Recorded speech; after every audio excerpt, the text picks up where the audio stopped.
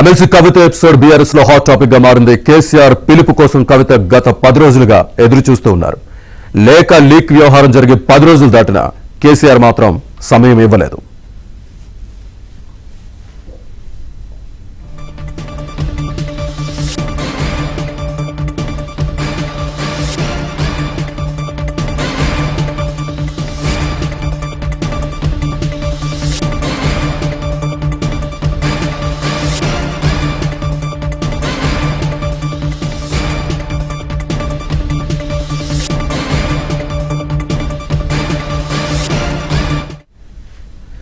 MLC కవిత episode BRS లో hot topic గా మారింది. కేసీఆర్ పిలుపు కోసం కవిత గత 10 రోజులుగా ఎదురు చూస్తున్నారు.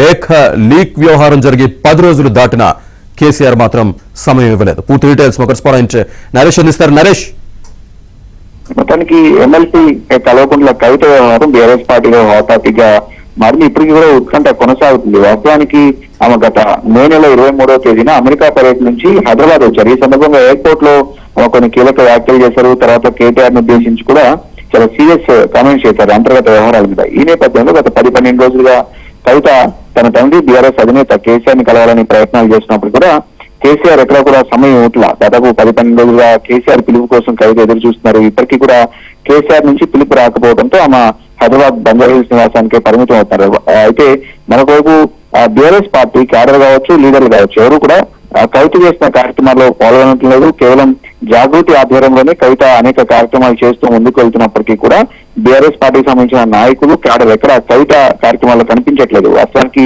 బీఆర్ఎస్ పార్టీ అధినాయకత్వమే కేసీఆర్ కావచ్చు, కేటీఆర్ కావచ్చు మౌఖిక ఆదేశాలు జారీ చేసినట్టు తెలుస్తుంది. కవిత కార్యక్రమాలకు ఎవరు హాజరు కావద్దు అనేది వాళ్ళు ఇచ్చిన ఆదేశాలు. ఇందులో భాగంగానే గతంలో కవిత ఎక్కడికి వెళ్ళినా, జిల్లాల పర్యటనకు వెళ్ళినా కావచ్చు, వివిధ కార్యక్రమాల్లో అక్కడక్కడ బీఆర్ఎస్ పార్టీ నాయకులు అదేవిధంగా క్యాడర్ కూడా కనిపించే వాళ్ళు, పాల్గొనేవాళ్ళు. అలాంటిది ఈ మధ్య కాలంలో తాజాగా జరుగుతున్న పరిణామాల నేపథ్యంలో కవిత చేసిన కార్యక్రమాలకు ఎక్కడ కూడా బీఆర్ఎస్ నాయకులు, క్యాడర్ కావచ్చు, అదేవిధంగా కార్యకర్తలు కావచ్చు ఎవరు పాల్గొనట్లేదు. ఈ నేపథ్యంలోనే కావాలని అంటే కవిత కార్యక్రమాలకు బీఆర్ఎస్ పార్టీ దూరంగా ఉంటుందనే సంకేతాలను అయితే పంపినట్లు అవుతుంది. మరొక వైపు కవిత మాత్రం పార్టీలో ఉంటూనే తన జాగృతి వేదికగా అనేక కార్యక్రమాలు చేసుకుంటూ ముందుకు వెళ్ళాలని చెప్పి తను నిర్ణయించుకున్నారు. ఏదైనప్పుడు కూడా బీఆర్ఎస్ పార్టీలో కవిత ఎపిసోడ్ అయితే ఇంకా కంటిన్యూ అవుతుంది.